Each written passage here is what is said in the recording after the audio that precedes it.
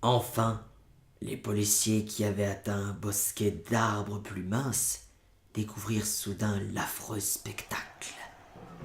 4 d'entre eux chancelèrent, l'un perdit connaissance, et 2 autres, fortement ébranlés, poussèrent des cris d'épouvante heureusement couverts par les folles cacophonies de l'orgie. Le gras s'aspergea d'eau des marais le visage de l'homme évanoui, puis tous se regroupèrent tremblants et comme hypnotisés d'horreur. Au centre d'une clairière naturelle du marécage se dressait un îlot herbeux large d'un demi-hectare environ, vierge de tout arbre et relativement sec. Là, caracolait et se tordait une indescriptible horde d'humains monstrueux, comme seul aurait pu la figurer un Sim ou un Angarola. Complètement nu, cette engeance métissée braillait, mugissait, se contorsionnait autour d'un gigantesque feu de joie circulaire au cœur duquel se dressait, visible entre les langues de flamme, un monolithe de granit haut d'au moins 2,50 mètres. À son sommet trônait, incongrue dans sa petitesse, la vénéneuse idole sculptée. Le monolithe cerné par les flammes était également au centre d'un vaste cercle formé par 10 gibets, auquel pendaient, le cou brisé, les corps méthodiquement scarifiés des malheureux villageois disparus. Circonscrite entre le cercle de cadavres et le cercle de feu, une ronde bondissante entraînait les adorateurs excités de la gauche vers la droite en une bacchanale. Victime d'une hallucination auditive ou bien d'un simple écho, l'un des hommes de Legrasse, un espagnol aux nerfs fragiles, crut entendre des réponses à l'incantation s'élever de cette obscure et lointaine section des bois qui inspirait tant de légendes et d'horreurs relatives de la région. Par la suite, je rencontrai et interrogeai cet homme, Joseph Di Galvez. Il fit preuve au cours de notre entretien d'une imagination débordante, allant jusqu'à prétendre avoir perçu les battements voilés d'ailes immenses ou entrevu des yeux puissants et une titanesque masse blanche par-delà les branchages les plus reculés. Selon moi, le pauvre bougre avait trop prêté l'oreille aux superstitions locales. Cependant, l'hébétude horrifiée des policiers fut de courte durée. Le devoir passait avant tout, et malgré la bonne centaine d'officiants métis qui leur faisaient face, les agents se fièrent à leur arme à feu et plongèrent avec détermination au milieu de l'écœurant attroupement.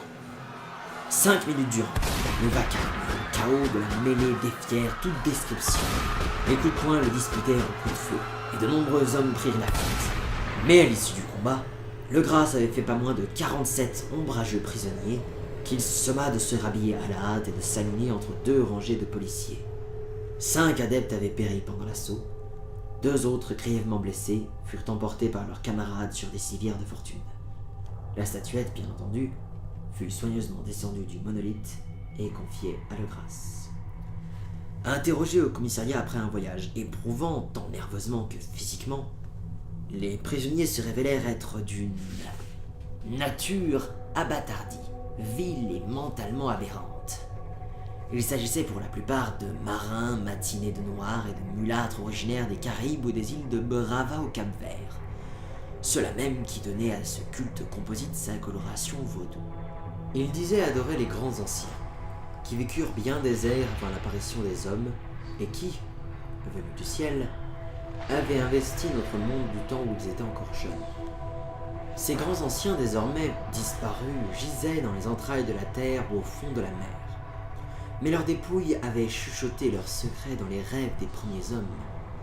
et ceux-ci leur avaient voué un culte qui subsistait encore aujourd'hui. C'était à ce culte que les prisonniers appartenaient. Selon eux, il existait depuis toujours et perdurerait à jamais, tapi dans les lointains déserts et les obscurs recoins de notre terre, jusqu'au jour où son grand prêtre Cthulhu s'éveillerait dans sa sombre demeure de R'lyeh, la grandiose cité sous-marine, pour reconquérir le monde.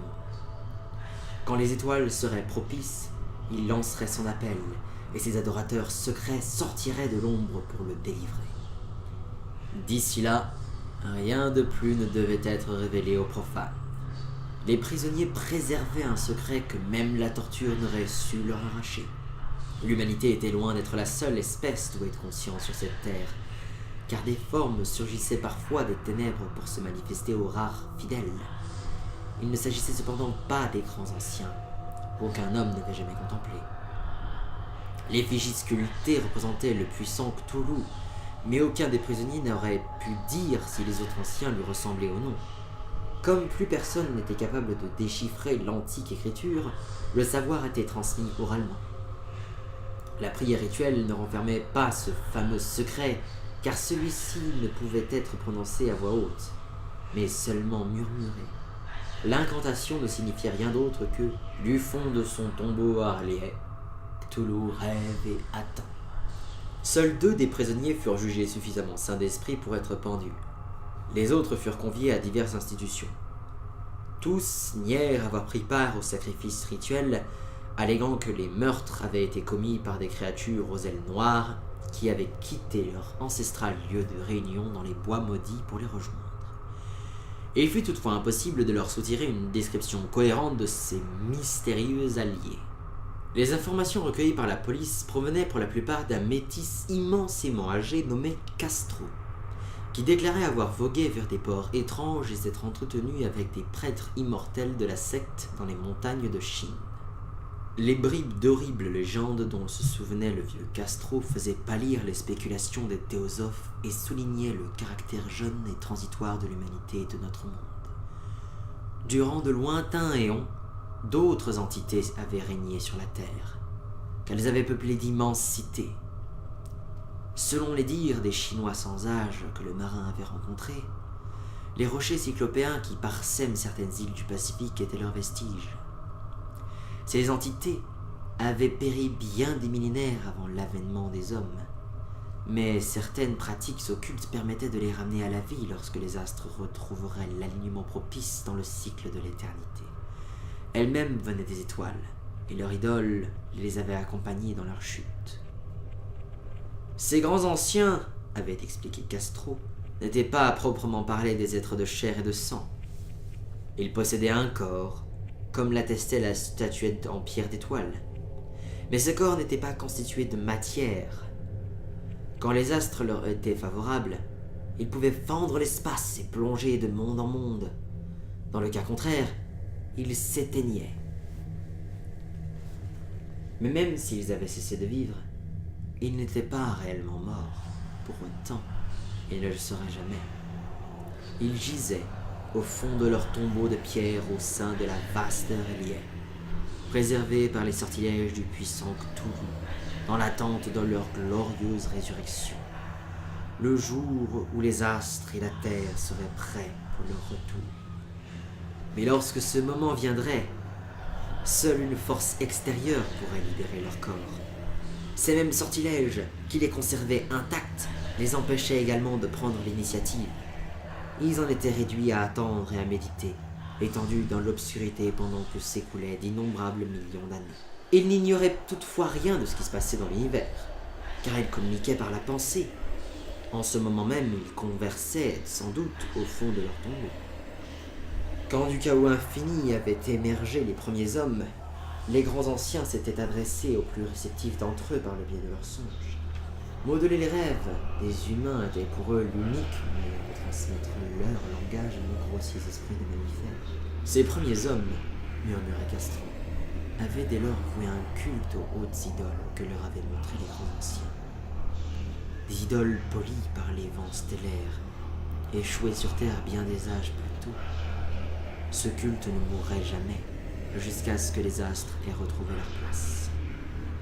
Alors les prêtres clandestins libéreraient le grand Cthulhu de son donjon afin qu'il ramène ses sujets à la vie et reconquiert son empire sur le monde.